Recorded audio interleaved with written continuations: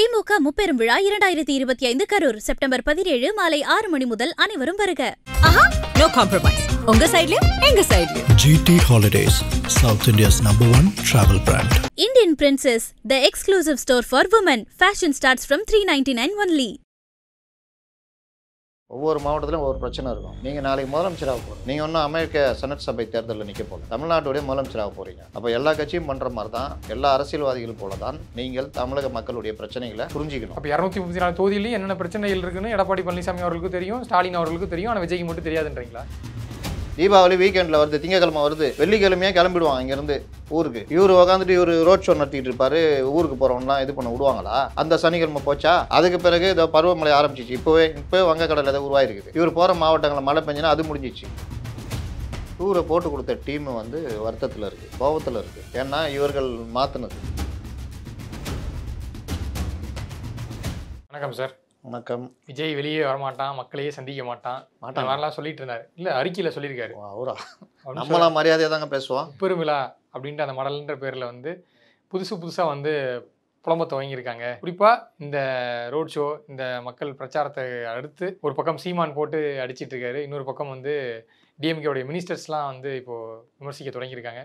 சொல்லுங்கள் சார், உண்மையிலே விஜயோட இந்த சுற்றுப்பயணம், நீங்களும் நிறைய விமர்சனத்தை முன் வச்சிருக்கீங்க, ஆனால் அதை தாண்டி விஜயோட இந்த பிரச்சார பயணம் ஒரு தாக்கத்தை ஏற்படுத்தியிருக்கு. ஏன் வீக்கெண்டில் செலக்ட் பண்ணுறாருன்னா, வீக்கெண்டில் நடந்தது அடுத்த ஒரு வாரத்துக்கு பேசுவாங்கன்னு சொல்கிற அளவுக்கு உண்மையிலே இது பேசிட்டு இருக்காங்க, பேசு பொருளாக இருக்குது. ஸ்கூல் லீவ் நினச்சேன். ஸ்கூல் லீவு மாப்பிள்ளை இன்னைக்கு ஃபுல்லாக சுற்றினோம் வச்சுக்க, நாளைக்கு ரெஸ்ட் எடுத்துக்கலாம் அந்த மாதிரி நினச்சேன்.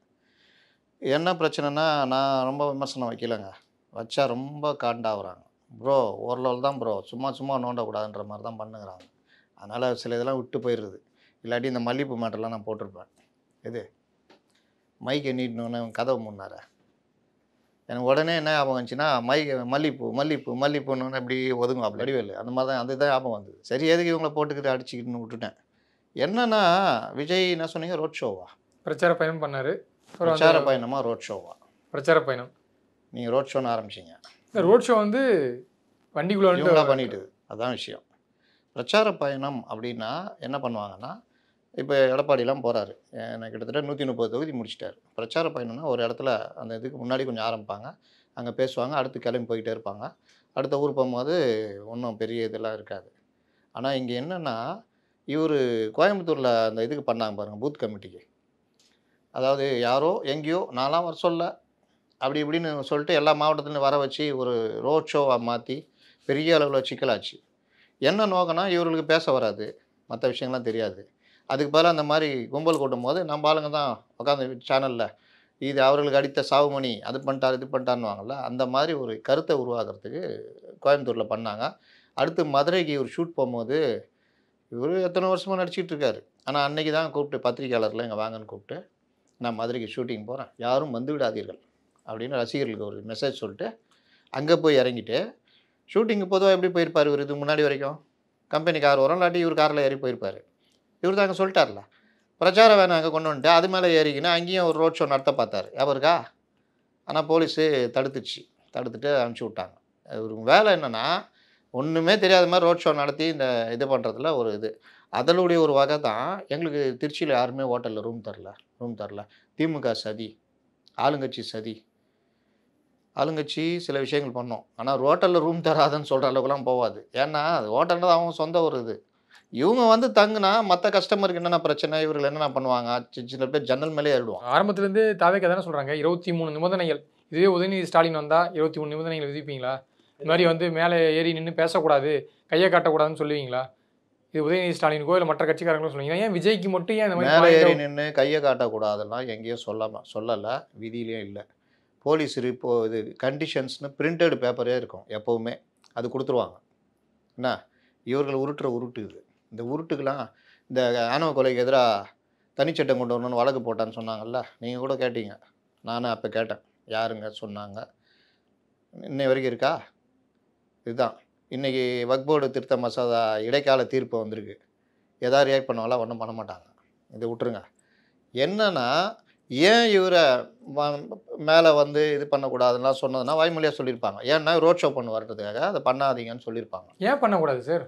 ஏன் பண்ணக்கூடாதுன்னா, ரோட் ஷோ பண்ணிங்கன்னா நான் ஆட்சியில் திருச்சியில் அதான் ஆகும். திருச்சியில் என்னாச்சு சார்?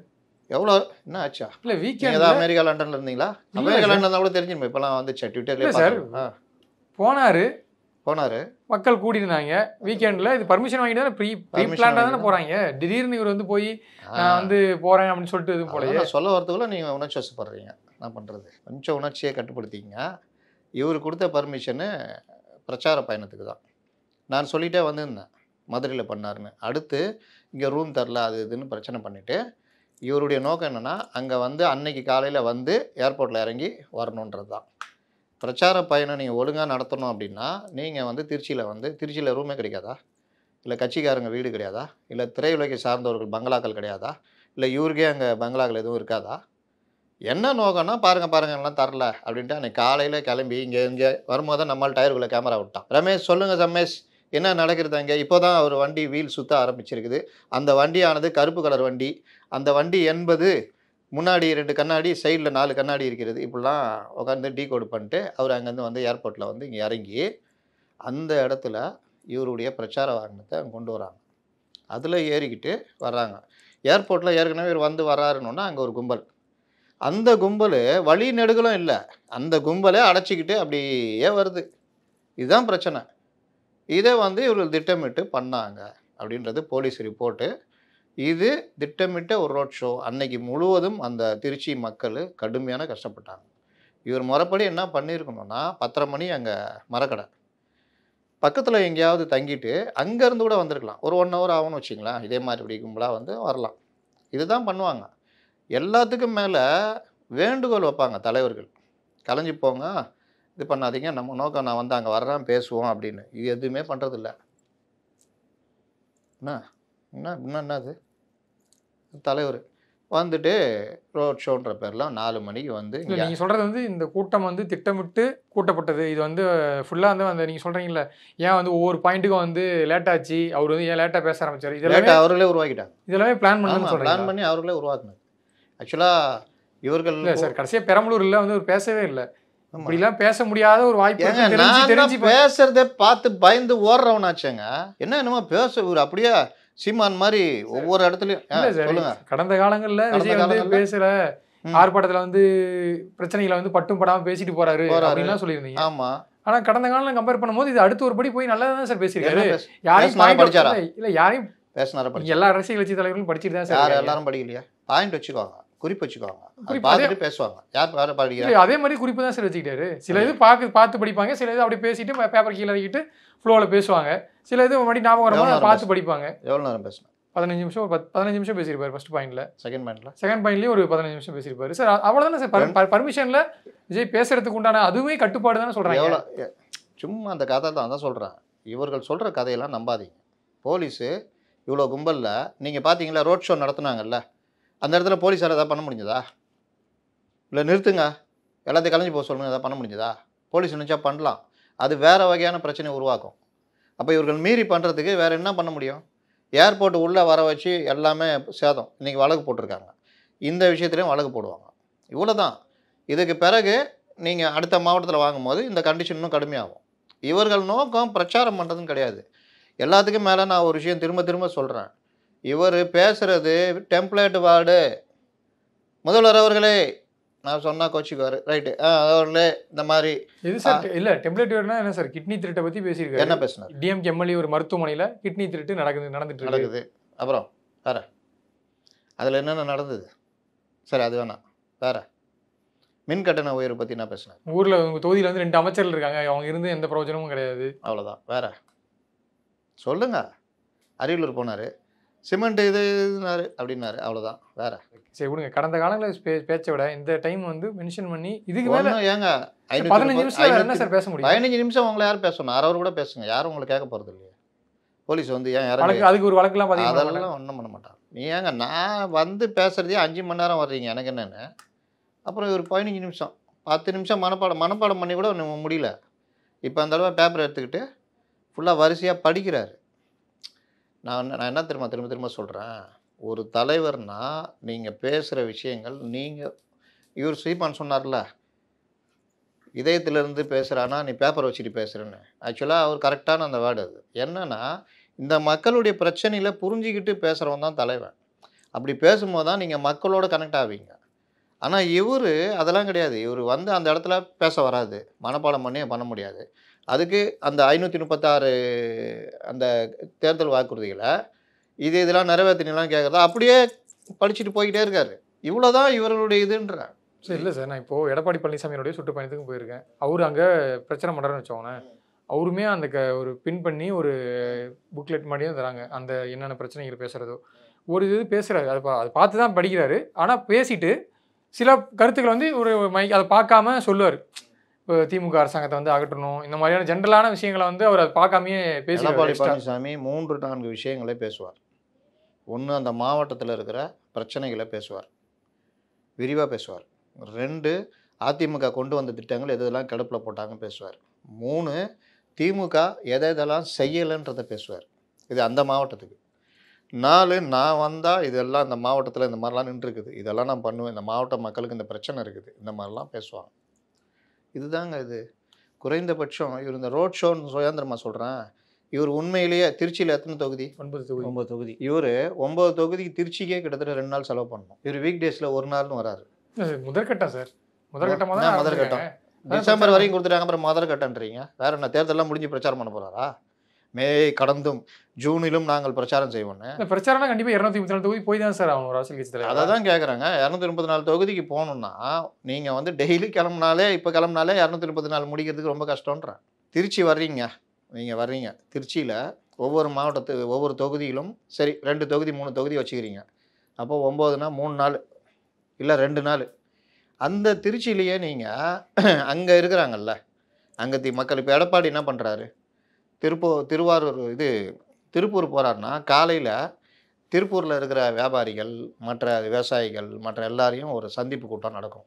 அவர்கள் பேசுவார்கள், இவர் அதுக்கு குறிப்படுத்துவார். ப்ளஸ் இவரும் வந்து சில வாக்குறுதிகள் தருவார். ஈவினிங்கே அதெல்லாம் பேசுவார். ஆக்சுவலாக இதுதான் பிரச்சாரம். ஏன் தெரியுமா? இல்லை, நீங்கள் ஏன் சார் எல்லாருமே ஒரே மாதிரி பண்ணுவோம்? இப்போ எடப்பாடி பழனிசாமிக்கு அவர் ஒரு கேம்பெயின் டீம் இருக்குது, அவங்க ஒரு மாதிரி டிசைன் பண்ணுறாங்க. இவர் வந்து அமெரிக்க செனட் சபை தேர்தலுக்கு நிற்கிறாரு. இல்லை சார், ஒரு புது அரசியல் கட்சி தலைவர் சுற்றுப்பயணத்தை மேற்கொள்கிறாரு. அவரு படி அவங்க ஒரு அஜெண்டா வச்சு இந்த மாதிரி வார இறுதி நாட்களில், ஏன்னா வார நாட்களில் பண்ணால் ஒரு மக்களுக்கு இன்னும் வந்து நீங்கள் தானேங்க சொன்னீங்க 234 தொகுதினா நாள் பத்தாதுன்னு சொன்னீங்களா இல்லையா? சார், இது வந்து நான் என்ன சொல்கிறேன்னா, கண்டிப்பாக நீங்கள் சொல்கிறபடி பார்த்தீங்கன்னா இந்த மாதிரி டைம் கொடுத்தீங்கன்னா வந்து 234 தொகுதி போக முடியாது. நான் இப்படி வரேன். இப்போ விஜய் எப்போது தமிழகத்தை புரிந்து கொள்ள போகிறார் சொல்லுங்கள். ஒவ்வொரு மாவட்டத்திலும் ஒவ்வொரு பிரச்சனை இருக்கும். நீங்கள் நாளைக்கு முதலமைச்சராக போகிறார். நீங்கள் ஒன்றும் அமெரிக்க செனட் சபை தேர்தலில் நிற்க போல, தமிழ்நாட்டுடைய முதலமைச்சராக போகிறீங்க. அப்போ எல்லா கட்சியும் பண்ணுற மாதிரி தான், எல்லா அரசியல்வாதிகள் போல தான் நீங்கள் தமிழக மக்களுடைய பிரச்சனைகளை புரிஞ்சிக்கணும். அப்போ 234 தொகுதியிலேயும் என்னென்ன பிரச்சனைகள் இருக்குன்னு எடப்பாடி பழனிசாமி அவர்களுக்கும் தெரியும், ஸ்டாலின் அவர்களுக்கும் தெரியும். ஆனால் விஜய்க்கு மட்டும் தெரியாதுன்றீங்களா? அந்தந்த மாவட்ட செயலாளர்கள் யாரோ நல்லா தெரியும்.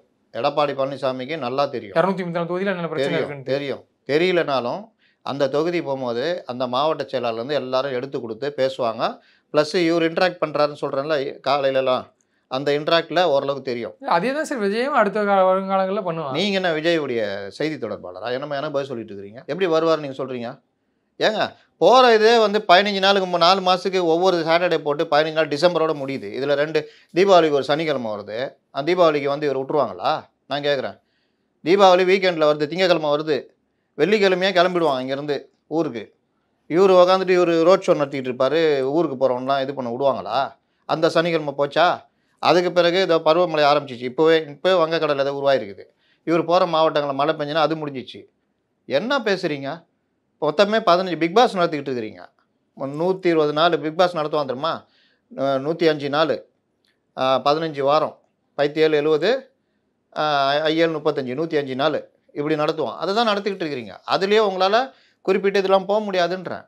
அதுவும் இந்த மாதிரி போயிட்டு ஆடிக்கிட்டு இதெல்லாம் பண்ணியிருந்தீங்கன்னா என்ன நான் கேட்குறேன். நீங்கள் சொன்ன இந்த மாவட்டங்களே உங்களால் போக முடியாது. காரணம் நீங்கள் ரோட் ஷோ நடத்திட்டு இருக்கிறீங்க. எல்லாத்துக்கும் மேலே ஒரு தலைவராக நீங்கள் பல விஷயங்களை நீங்கள் உள்வாங்கணும்னு சொன்னால் என்ன நீங்கள் மற்றவங்கள மாதிரியே யூரியம் பண்ண சொல்கிறீங்கன்னா பண்ணணும். ஓட்டு அதே மாதிரி தானே போடுவான் ஓட்டு. அதே முதலமைச்சர் பதவி தானே வரப்போகிறீங்க. நீங்கள் சினிமா ஷூட்டிங் நடத்திட்டு இருக்கிறீங்க. அது கூட ஒழுங்காக நடத்துறது இல்லை. நீங்கள் வர்றது 10:30 மணிக்கு வரணும், ஒரு 11:30 12:30 கூட வாங்க, 3-4 மாவட்டத்தை முடிச்சிடலாம். இதுவே சாத்தியம் இல்லைன்னு நான் சொல்லியிருந்தேன். ஏன்னா இவர் பண்ணுற கூத்துக்கு நடக்காதுன்னு. இதில் வந்து 5 மணி நேரம் ரோட் ஷோ. எனக்கு என்னென்னு நடந்து வர்றாங்க. சவ ஊர்வலம் வர மாதிரி முன்னாடி 4 பேர் நடந்து வர்றான் பஸ்ஸுக்கு முன்னாடி. க்ரௌடா இருந்துச்சுன்னா எப்படி சார்? க்ரௌடை தானே உருவாக்குறீங்கன்றேன். க்ரௌடு வருங்க. க்ரௌட் கண்ட்ரோல்ன்றது கட்சி தலைமையிட்ட இருக்கணும். என்கிட்ட இருக்குன்னு நான் ரோட் ஷோ காமிச்சேன்னா அன்னைக்கு வந்து எவ்வளோ பேர் அவதிப்பட்டான். திருச்சியில் உங்கள் அப்படியே எதிராக நிற்பான். அவ்வளோ கடுப்பில் இருப்பான் அவன். எத்தனை பேர் ஃப்ளைட் மிஸ் பண்ணியிருப்பான் தெரியுமா? ஒருத்தர் அப்பாவுடைய சாவுக்கு வந்திருக்காரு துபாயிலேருந்து, போகவே முடியலன்ற. அவர் நாளைக்கு சாயந்தரம் தான் போய் சேர்ந்துருப்பார். ஒன்று ஹைவேஸில் வந்து எதிர் ரோட்டில் ஏறி போய்கிட்டு இருக்காங்க. இதில் ஒரு நல்ல விஷயம் என்ன நடக்குதுன்னா, இந்த வர்ற இவர்கள் யாரும் உயிர் பலி எதுவுமே நடக்கலை.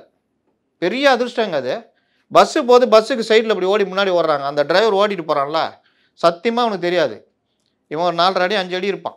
இவன் அப்படி பஸ்ஸுக்கு சைடில் அப்படி வரான். 2 பேர் அப்படியே வரான். அப்படி வந்து அப்படி முன்னாடி போகிறான். அப்படி தடுக்கி விழுந்தானா பஸ் ஏறி இறங்கிடும். அதோட பஸ்ஸை கொண்டு போய் நேராக கொண்டு போய் வச்சுருவாங்க. இவர் மேலேயும் கேஸ் போடுவாங்க. கரண்ட்டு இது மேலே ஏறுறான், செவுறு மேலே ஏறுறான். அங்கெல்லாம் மேலே தான் கரண்ட் ஒயரு. ஆனால் ஒரு 4-5 பேர் அந்த ஒயரை பிடிச்சி விழுந்தான், அவனை தொட்டவன் எல்லாரும் போய் சேர்ந்துருவான். பெரிய அளவில் இது நடக்குமா? ஒரு ஸ்டாம்பேட் நடந்துச்சு, யார் பொறுப்பு? எவ்வளோ பேர் இதானாங்க? இது எல்லாம் திட்டமிட்ட இவர்கள் எந்த இதை பற்றியும் கவலைப்படுறது கிடையாது. அதை ரசிக்கிறாங்க. இது வந்து இது கிடையாதுங்க. உங்களுக்கு சமுதாயம் இல்லை, விஜயை கூட கீழே இறங்குங்க ஏறாதீங்கன்னு சொல்லி இப்போ மைக்கு வாங்கி பேசினாரே சார். நீங்கள் கீழே இறங்க தம்பி விழுந்துருன்ட்டு யாரும் நீங்கள் வந்து திட்டமிட்டுன்னு சொல்கிறீங்களா சார்? என்ன தெரியுமா சொல்கிறேன்? விஜய் வந்து ரசிச்சுக்கிட்டு வந்திருந்தாரா? அங்கேருந்து ஏர்போர்ட்லேருந்து வந்தாரா? யாரை பற்றியா கவலைப்பட்டாரா? இவர் இந்த இடத்த மட்டும் ரசிச்சுட்டு வந்தாரா? ஆனால் இதனால் ஏற்பட்ட டிராஃபிக் ஜாம் இருக்குல்ல, ஹைவேஸ் ஒரு டிராஃபிக் ஜாம் எப்படி ஆகும்னா, ஒன்று மழை பெஞ்சு விட்டோன்னா நீங்கள் பார்த்துருக்கீங்களா? ரோட்டில் போயிருக்கீங்களா என்னைக்காவது? ஈவினிங் பீக் ஹவர்ஸில் மழை பெஞ்சு விட்ட பிறகு நீங்கள் போயிருக்கீங்களா? எப்படி ஆகும் டிராஃபிக் ஜாமு? ஏன் ஆகுது? மழை பெய்யறதுனால எல்லாம் ஒரு இடத்துல நின்றுவான். மழை விட்டோன்னே எல்லாம் ஒன்றா கிளம்புவான். அப்போ வரும் பாருங்கள் டிராஃபிக் ஜாமு, அப்படி இருக்கும். அதே தான் இது. ஒன்று சார்ந்து அது அப்படியே ஹைவேஸில் ஊருக்குள்ளே. அதுனா பெரிய ஊரா அது? அப்போ இது எல்லாமே நீங்கள் எனக்கு என்ன நடத்துறதுடைய விளைவு. நீங்கள் பிரச்சார பயணத்துக்கு வந்திருக்கீங்கன்னா, பிரச்சார பயணத்துக்கு நான் சொன்னேன் இதெல்லாம் வழிமுறைகள், அதெல்லாம் கூட கடைப்பிடிக்கலனாலும் நீங்கள் அந்த இடத்துல மரக்கடையில் போய் பேசுகிறதுக்கு உங்களுக்கு பேசுகிறது தான் நீங்கள் ரீச் பண்ணணும்.